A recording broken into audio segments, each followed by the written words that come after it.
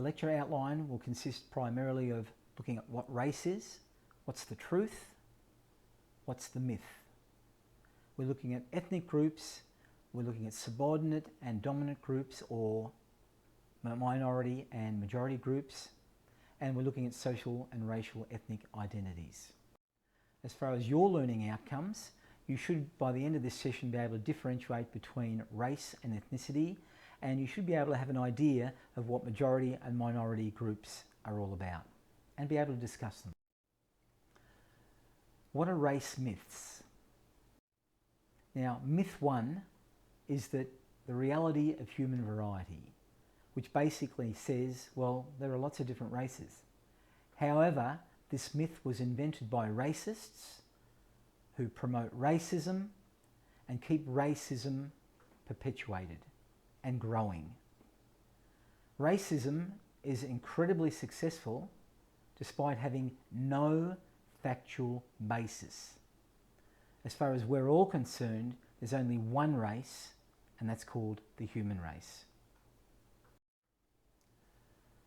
According to the speaker for the United Nations several years ago, Kofi Annan, he basically said the same thing. We may have different religions, different languages, different coloured skin, but we're all part of the one human race. Myth two, there are pure races. They exist. Well, according to anthropologists and learned academics, biology is basically the same. 99.9% of biology, 100%, people are basically the same. They have the same heart, they have the same kidneys. They're not the same, but they're the same. However, there are more physiological differences within races than between races, which basically means, yes, there are certain races that are more prone to heart disease, certain cancers, certain immunocompromised conditions, autoimmune diseases, etc. However, there are researchers that claim there are only two races and others that claim there are more than 2,000.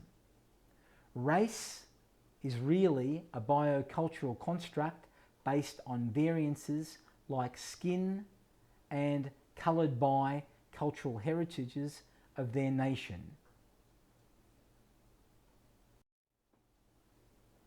Albert Einstein said, "I don't believe in race as such. Race is a fraud. All modern people are the conglomeration of so many different ethnic mixtures that there can't possibly be a pure race that remains. People interact. They're multicultural. They're multinational." That's what he's saying. Myth number three, that there's racial superiority. A racial hierarchy is a system of stratification that focuses on the belief that racial groups are either superior or inferior to other racial groups. One race is better than another. Superior groups are at the top of the racial hierarchy, typically seen as whites, while other groups are perceived as being inferior at the bottom, perceived as black. And somewhere in between is everybody else: yellow, pink, purple, blue, etc. Martin Luther King, who was a civil rights activist in the United States of America, stated that the idea of a superior or an inferior race is a myth. And that's been scientifically refuted by anthropological evidence and anthropologists. There's no superior or inferior race, evidence-based. Myth number four, racism is lessening. It's becoming less. Just look at the current global situation. Look at the current situation in the United States of America, 2019, 2020, and consider whether racism is lessening. Biological races do not exist and never have. This view is shared by all academics, scientists who study variation in human populations. Yet, racial prejudice and intolerance based on myth of race remain deeply ingrained in societies.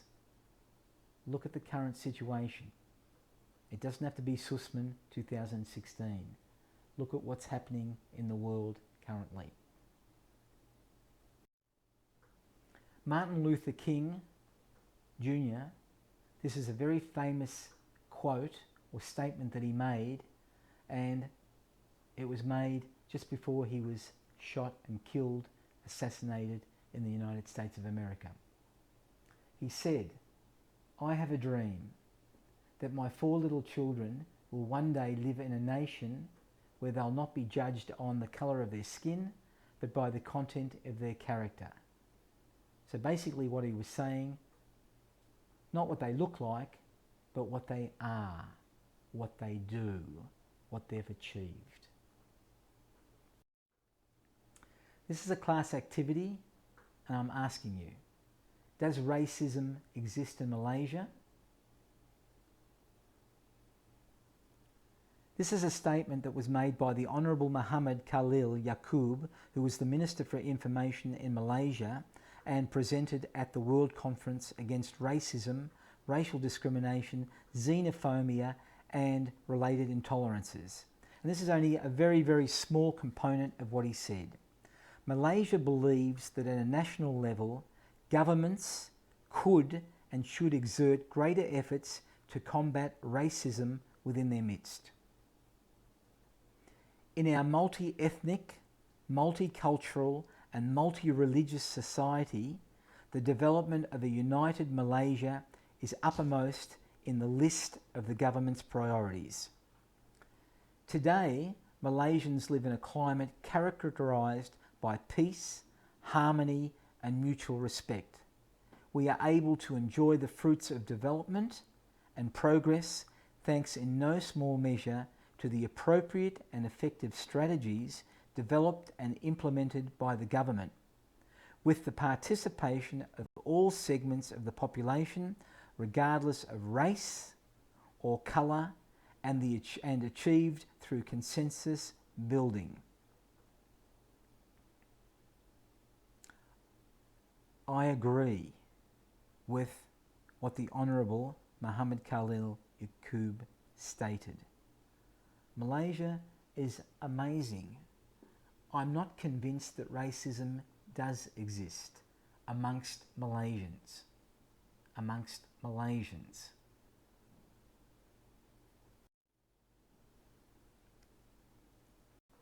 Let's look at ethnic groups. There's term confusion about what race means and what ethnic group or ethnicity means. Race refers to biological characteristics.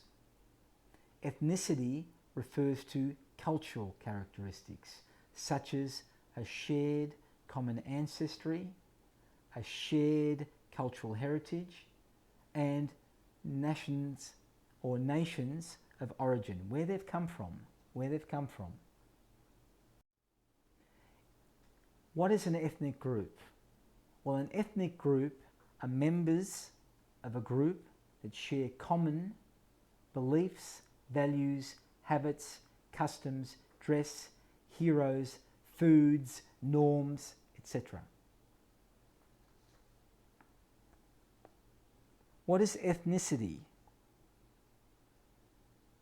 Ethnicity is based on cultural similarities, characteristics, and differences in a society, in a country, in a nation. Ethnicity is a cultural heritage which typically involves common and shared ancestors, nationality, tribe, languages, values, traditions, and religion. Malaysia is considered an ethnocentric country. they really believe in themselves, whose ethnic relations are often dampened by negative attitudes toward other ethnic groups, according to the academics.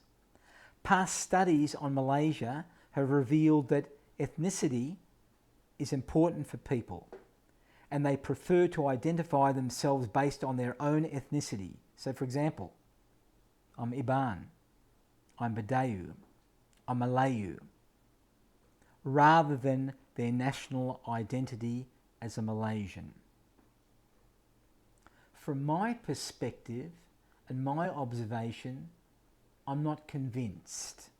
I think Malaysians are Malaysians, whether you're Chinese, Indian, Iban, Badayu, Malay.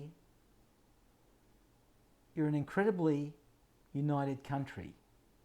You just have to listen to the radio, always promoting Malaysians as Malaysians, always being proud to be a Malaysian.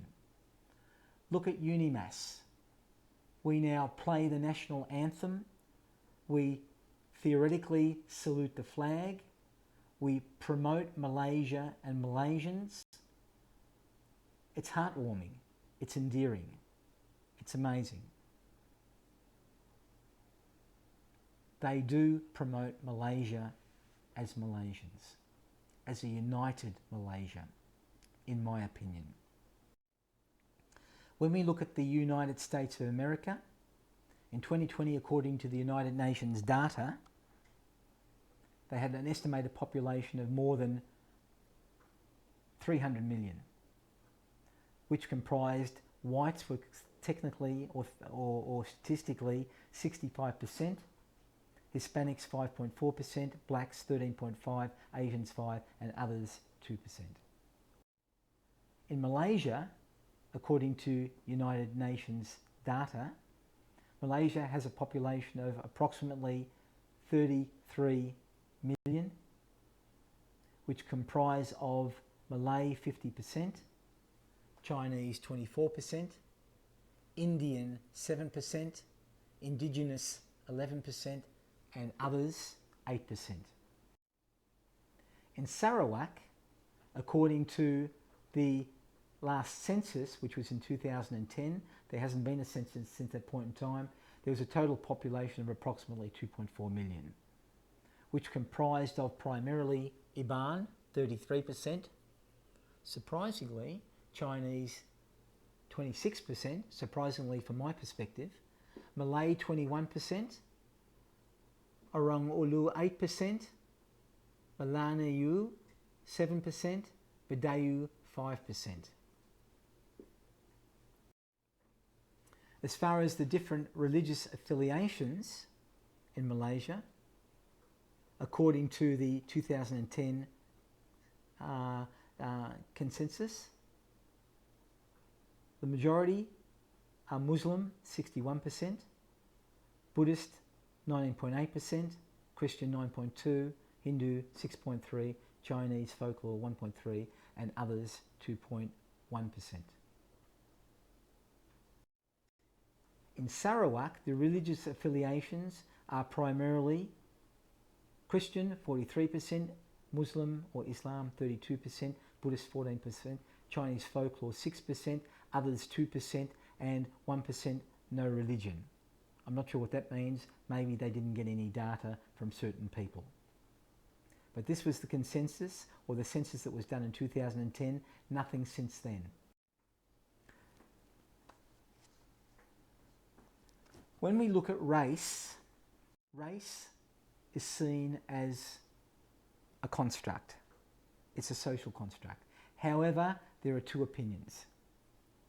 One opinion is it's generally based on, race is based on skin colour, your religion, your nationality, and what part of the human species you are.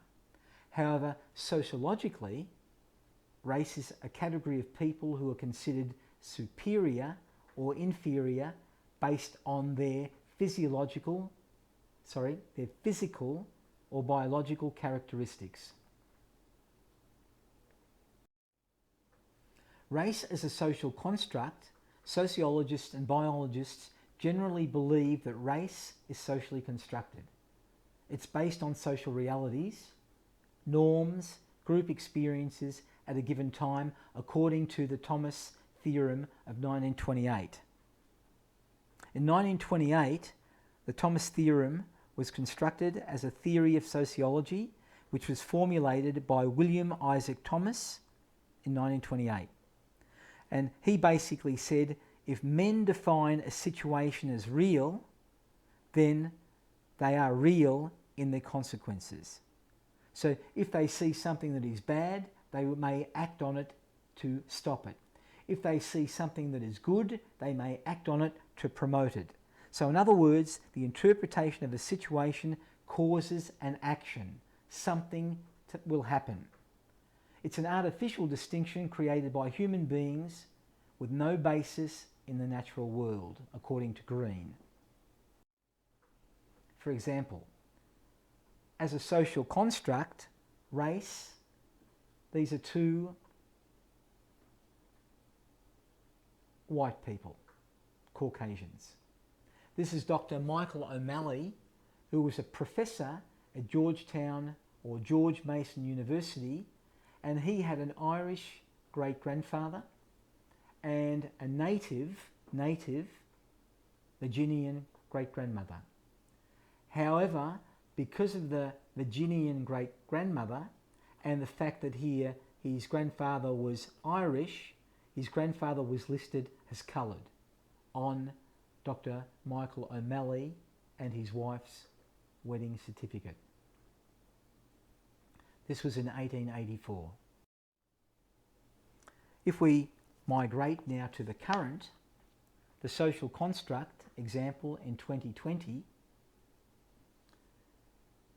same again, the Thomas theorem, if men define situations as real, they are real in their consequences. The interpretation of the situation causes the action to happen. So put it into your mind. There were two white men driving through a neighbourhood. They saw a black man running and thought he was a robber. So they got out of their car, chased him, shot him and killed him, and this happened on May 5th, 2020, just recently. This was a guy, Ahmed Arbery. He was running in his own neighbourhood in his jogging shoes and his tracksuit, and was chased and murdered by two white supremacists. Two men, father and son, who were white. However, they saw a black man running, and in their beliefs, in their socialisation, I guess, they thought, well, a black man running must be bad. He must have done something bad. He's obviously robbed someone in this neighbourhood and he's running away with the loot. They got out, demanded he stop. As a consequence here, they shot him and he was killed. Their interpretation of the situation was that he was a robber and he deserved to be shot.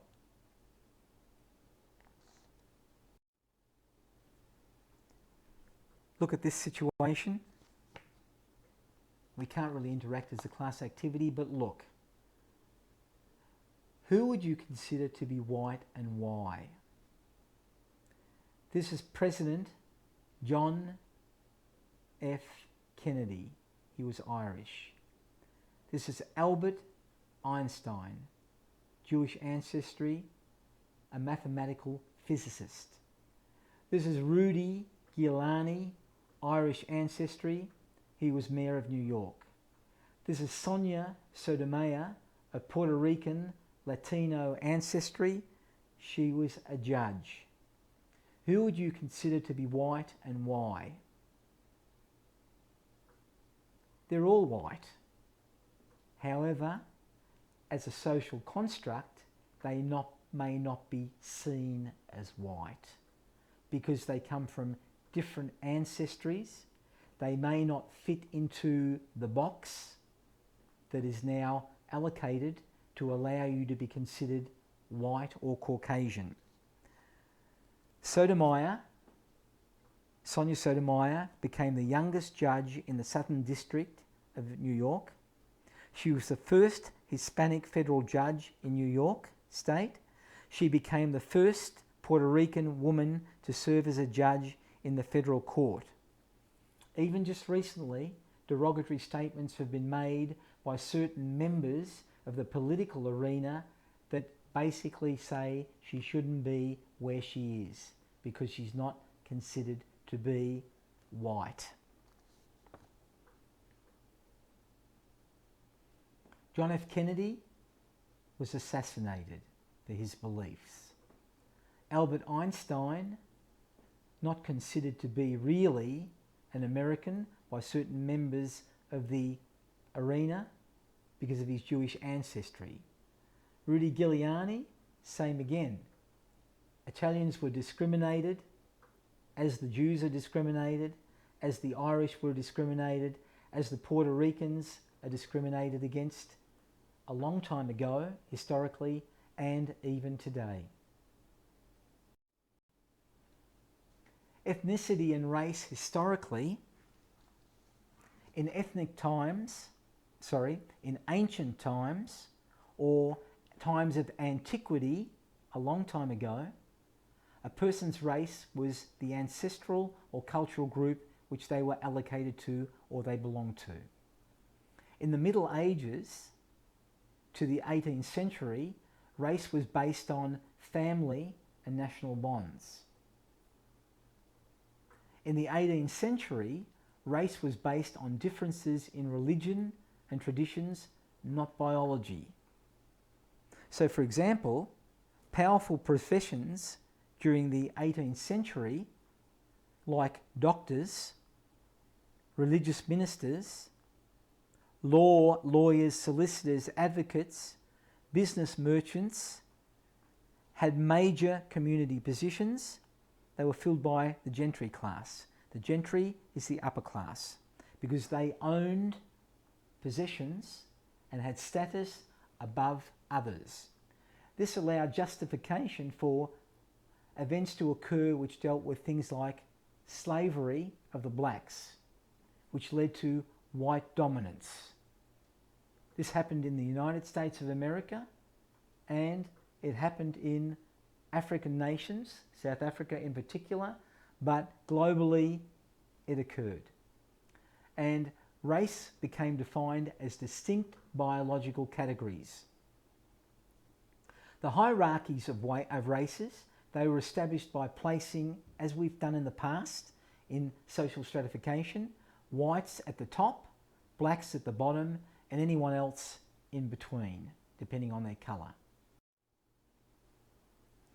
Race in the 18th century, it was a form of classification that linked populations and brought together colonial America and again eventually established the United States of America.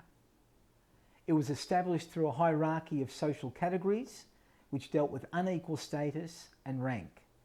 And people genuinely believed in this inequality, and they believed that it was natural, whites on top, blacks on the bottom, and God endorsed that as a given right.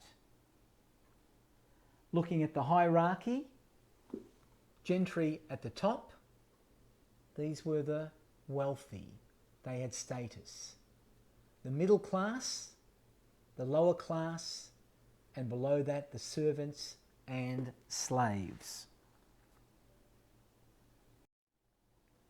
Races in the 18th and 19th century had a classification according to the German anthropologist Johann Friedrich Blumenbach in 1779. He proposed Caucasians were white, the blacks were Ethiopian, the Mongolians were yellow, the American red, Indian, the Malayan brown.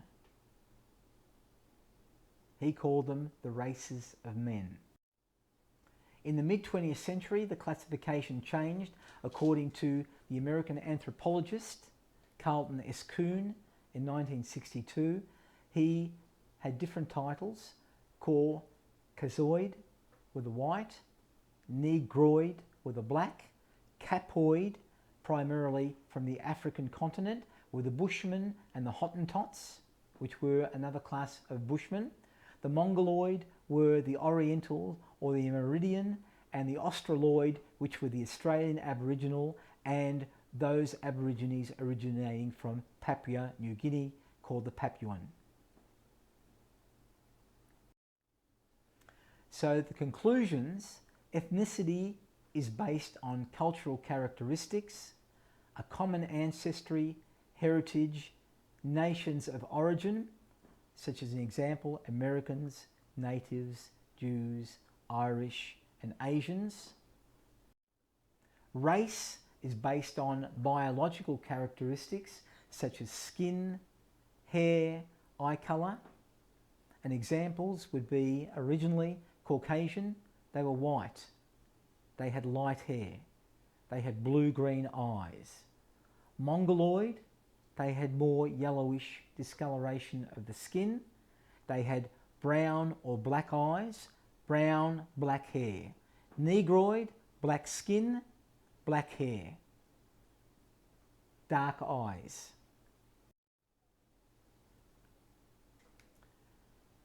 Let's move on to the next section, and the next section deals with dominant or majority, subordinate or minority groups.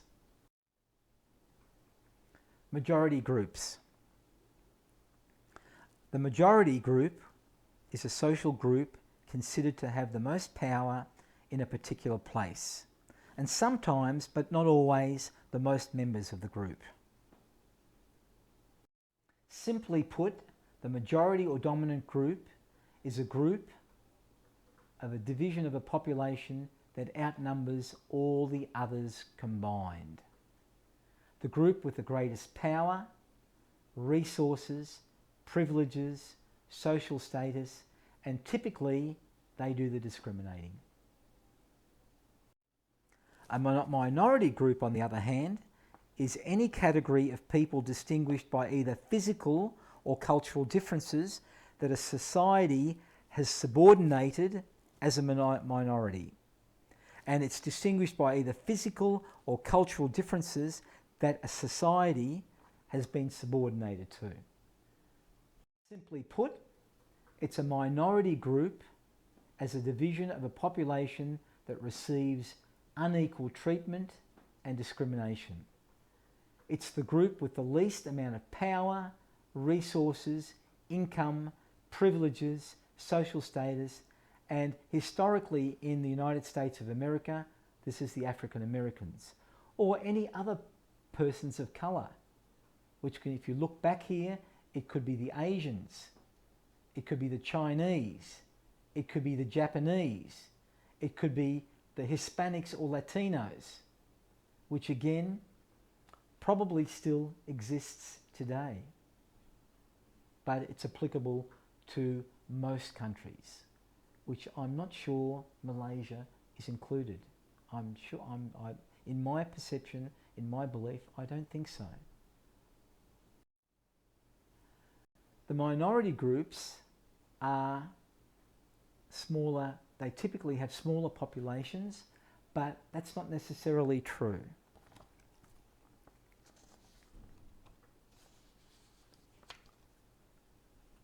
Hispanic and Latino Americans are technically the largest ethnic minority at 17.8% in the US population currently.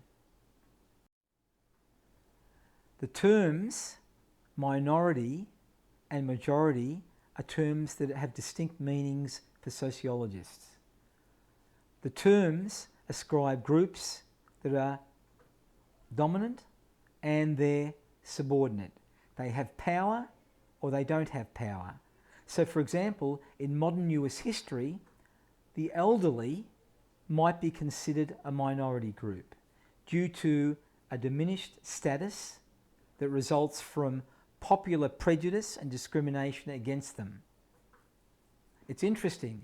I mean, there was a survey done by the World Health Organization in 2018, and they found that 10% of nursing home staff admitted to physically abusing an elderly person within the past year, and that 40% admitted to committing psychological abuse to them, just because they're a minority group. When we look at racial and ethnic identities, it's defined as the significance and meaning of race and ethnicity to one's self-concept. It represents crucial components of adolescence, development and exploration amongst youth of colour.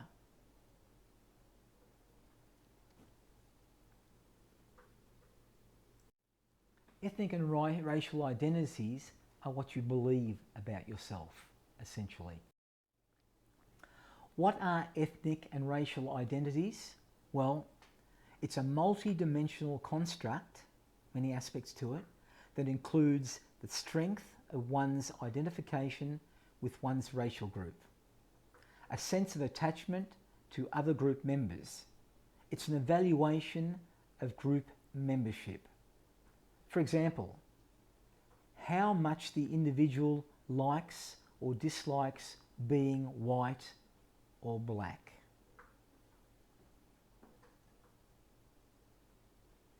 Picture that we've got there is of Michael Jackson. And when you look at Michael Jackson's physical transition, for whatever the reason, I mean, from my perspective, which may be correct or incorrect, I'm not sure, okay, here, but the thing is, from my perspective, the picture on the left that you're looking at is Michael Jackson, the original. The picture on the right is Michael Jackson, the transformation. You've gone from black or coloured to white. Did he not like being black? Did he not like being who he was? I'm not sure. Constructing ethnic identity. This is one sense of ethnicity which is based on the size of the group, the power of the group, the appearance of the group, the discrimination against the group. So therefore, basically what it's saying, you can have a low sense of ethnic identity and you can have a heightened sense of identity. Here, in the low sense, there's no discrimination. You belong to that group or you believe you belong to that group. Here, in the heightened sense, you believe you're discriminated against. And this relates to having a different identity than what is considered within the national identity. Here, in the low sense, you consider that you belong. Here, you consider that you don't belong. Race and ethnic relations. Well, racial and ethnic relations affect the distribution of wealth, power and opportunity, and they create enduring social stratifications, of which we've sort of covered in previous courses. Racial pride can promote racial prejudice, as in the case of the white supremacists. The Ku Klux Klan in America is a classic example. They're white supremacists. They believe anyone other than white is inferior. And it doesn't matter how clever or well educated they are, just the fact that they have got white skin, they believe is God endorsed, and they are the supreme race. Race ethnicity in the USA, here you've got, where are we? Right. The whites comprise of 65%, as we said earlier on. The Latinos, or the Hispanics, they comprise of 15%. The African Americans comprise of 13%. The Asian Americans comprise of 4%. The Native Americans reduced to 1%. Other people complain that they're multiracial, and here they consist of 2%. I'll just go back. I've included these pictures here so that we can see white Anglo-Saxon Protestants. This guy here is George Washington, first President of the United States. This is Franklin D. Roosevelt. This is one that you might be familiar with here. This is George Bush. This is his son, George W. Bush.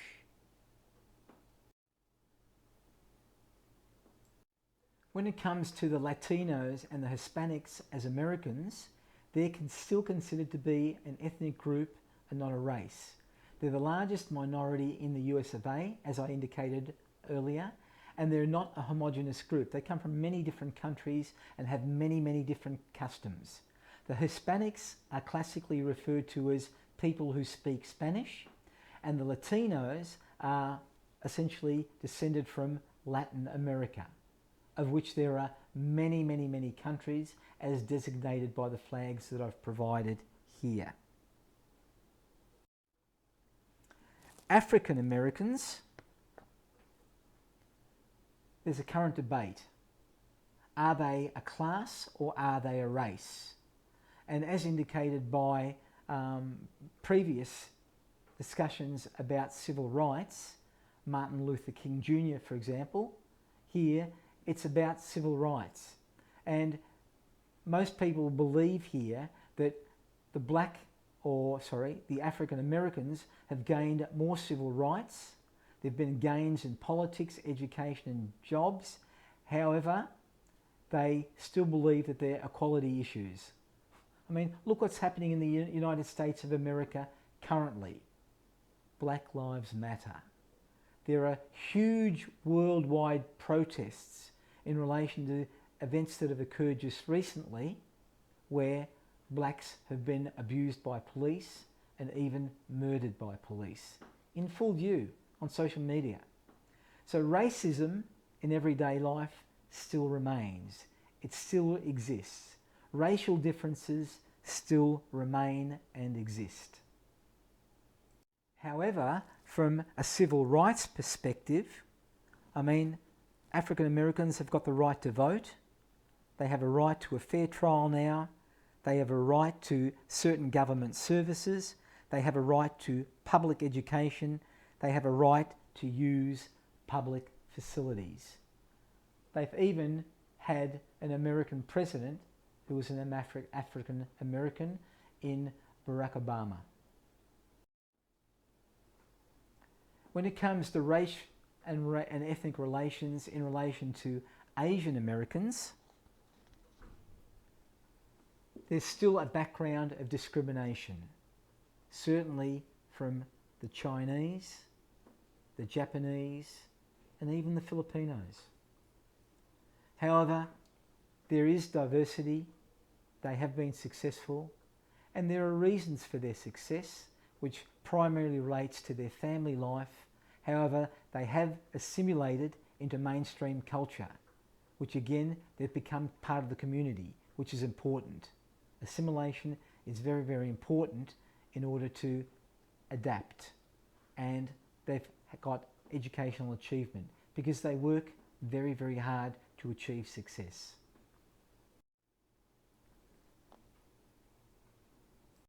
When it comes to Asian Americans, the countries of origin, primarily in America, are big population, which is Chinese, 23%, followed by the Indians at 19%, followed by the Filipinos, or from the Philippines, 18%. Other countries consist of 14%, Vietnam 11%, Korea 10%, and Japan 5%.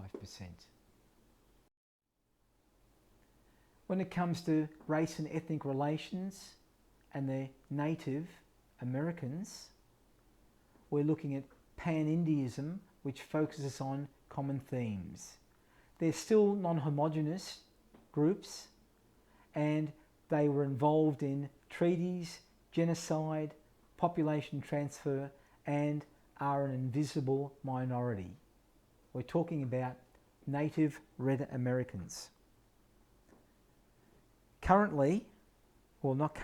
Previously there were 562 Native American tribes, and the Native American communities faced significant, and still do, face significant educational challenges such as inadequate school funding, lack of qualified teachers, student achievement gap, underrepresentation in higher education, and they have a high dropout rate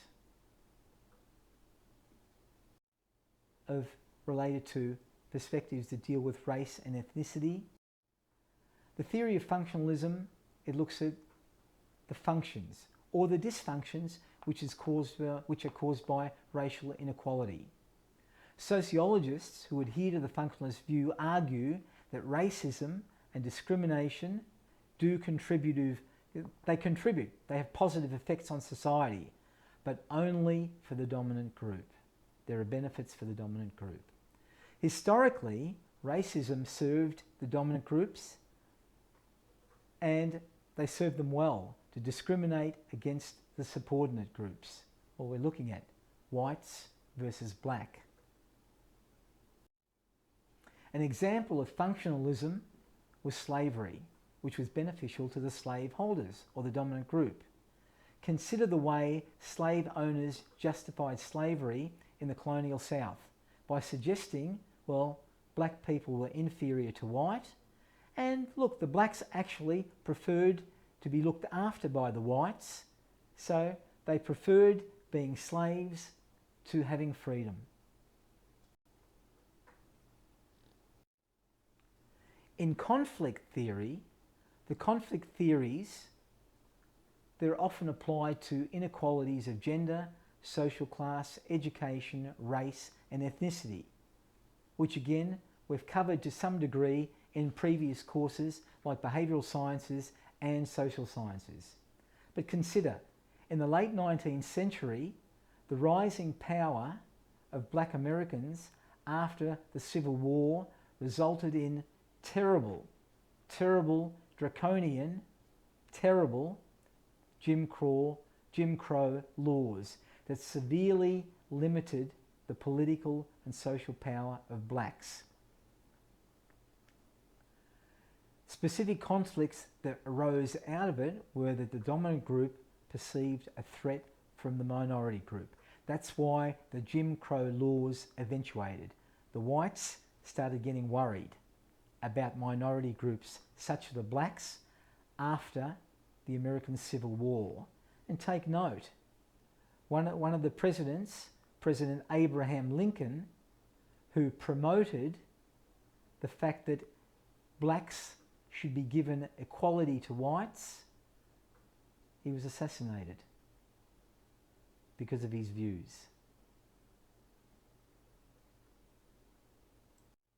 Look at the signs. This was a result of the Jim Crow laws, that there were drinking fountains for white people and there were drinking fountains for coloured people. There were recreational areas for white people. There were recreational areas for black people or coloured people.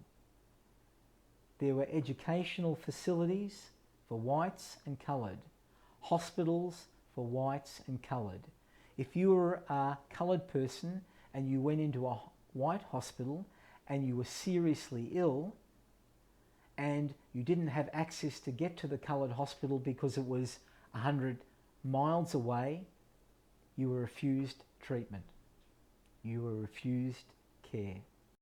If I go back to the Jim Crow's laws, by the 1890s, the expression Jim Crow was being used to describe laws and customs aimed at segregating African Americans and others who were not whites.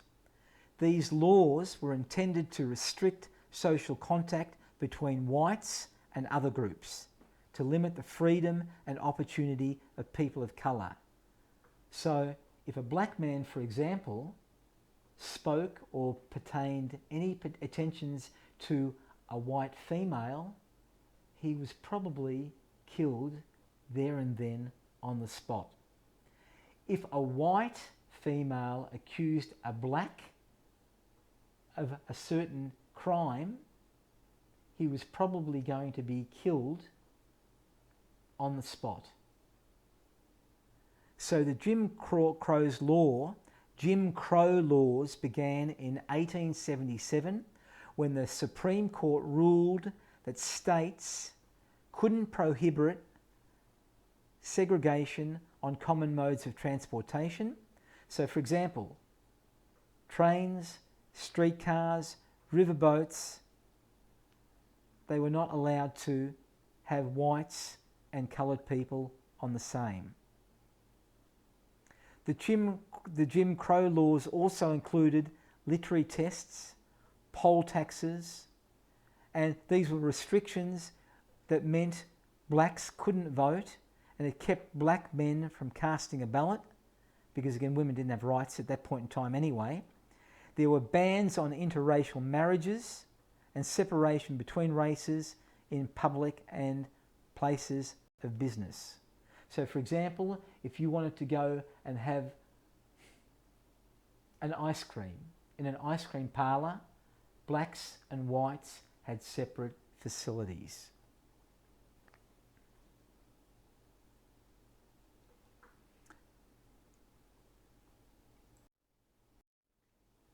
Here's an example of conflict theory. This is a guy called Vivian Thomas. And I know Vivian because I gave lectures on congenital cardiac anomalies to students and experienced staff in my career. Vivian Thomas was a black lab technician who helped develop incredible, groundbreaking surgical techniques that saved the lives of blue babies, which were essentially babies that were born with a cardiac problem, and they developed cyanotic heart disease, which meant they were extremely cyanosed and they would probably die as a consequence of their congenital cardiac anomaly. Now, he worked at Johns Hopkins University and he was classified as a janitor. And as such, he was paid as a janitor, despite the fact that he was involved in the development of techniques that involved complicated cardiac surgery. This is one that he was involved in. This is called the Blalock Taussig Shunt. And the Blalock Taussig Shunt was a surgical procedure that was used to increase pulmonary blood flow for palliation in babies that were born with cyanotic heart disease, such as things like pulmonary atresia and so forth. However, this procedure was first performed on a 15-month-old girl with tetralogy of Fallot in November 1944 at Johns Hopkins University in Baltimore, Maryland. I'll go back here, and basically what it involved was taking the subclavian artery and joining it to the pulmonary artery to include or increase pulmonary blood flow. This is a picture of the procedure, and Vivian Thomas is there. He was allowed to watch, and he actually gave directions to this guy here, who was Dr. Alfred Blalock, during the first operation of open chest surgery, not open heart surgery. And it saved this little girl's life, for a period of time anyway. She didn't get into adulthood because, again, the operation wasn't as sophisticated as things are today. However, many years later, Vivian Thomas did get recognition and his name was included, and it became the Blalock Thomas Taussig Shunt, but still commonly referred to as the Blalock Taussig Shunt. Okay. Taussig was the anaesthesiast that was involved in the procedure. That's her standing at the front, at the head of the patient here. Blalock was the surgeon.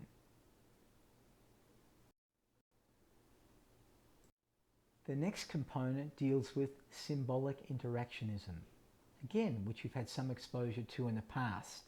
But this was created by Herbert Blumer in 1958, who suggested that racial prejudice is formed through interactions between members of the dominant group. Without these interactions, individuals in the dominant group would not hold racist views.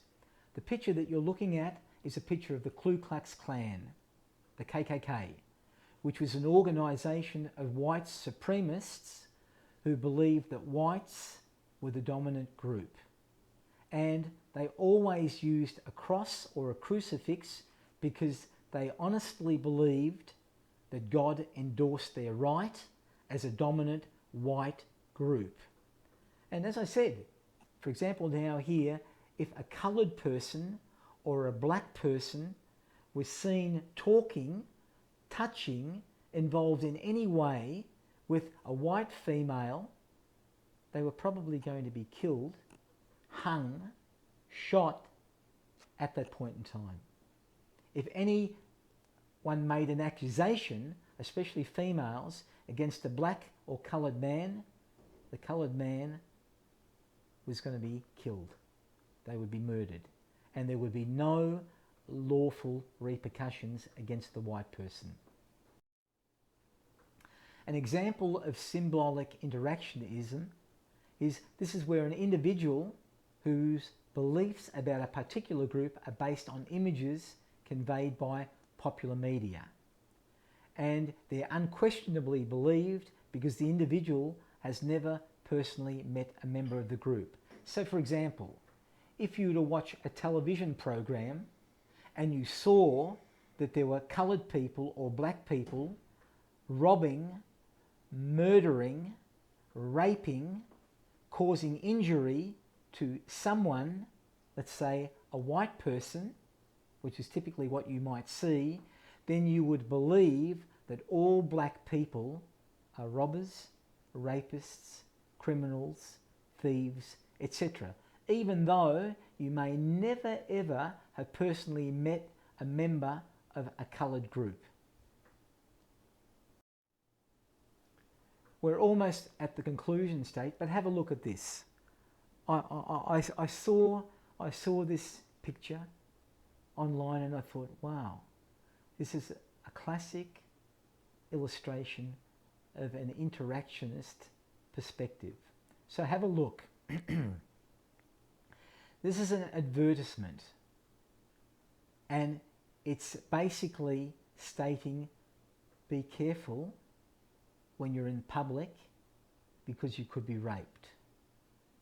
So this is an advertisement that basically says, think about your security as a female. Don't go laid out at night. Don't be isolated. Don't go walking down dark streets because again, bad things may happen to you. So look at the advertisement. This is obviously a train. There's a white female sitting in the train, and in the foreground there's a coloured person. How does this advertisement illustrate the interactionism perspective? What does it say to you? Number one, it's got a caption there that says in the bottom right hand corner next to the rape icon, because it's a jungle out there. That's what it's saying. So the interaction, anyone looking at this, let's say you're a white female or any female, and you're looking at this and you're thinking, well, what is this advertisement saying? The female is white. She's looking across to the foreground to this coloured person. The advert says because it's a jungle out there, and the icon is to do with rape. So basically what it's saying is, if I get into a train with a coloured person in isolation late at night, I may possibly be raped by this person. So if you now are looking at this advertisement, then you might be thinking, well, gee, if I get into an isolated situation like this and there's a coloured person on the train, I will be raped. So I will avoid that situation. Key points in relation to race and ethnicity are that they are social constructions. They exist in a social world. They do not exist in a natural world. And they're used as a basis for establishing inequality. And as a consequence of that, they have real consequences on people that are the minority group. And like social class, they have effects on life opportunities. They will affect your life. Thanks everybody. That's the end of this session. If you've enjoyed it, please recommend it to your colleagues, your friends, and check out some of the other Dr. Manny Learnshops on YouTube. Bye for now.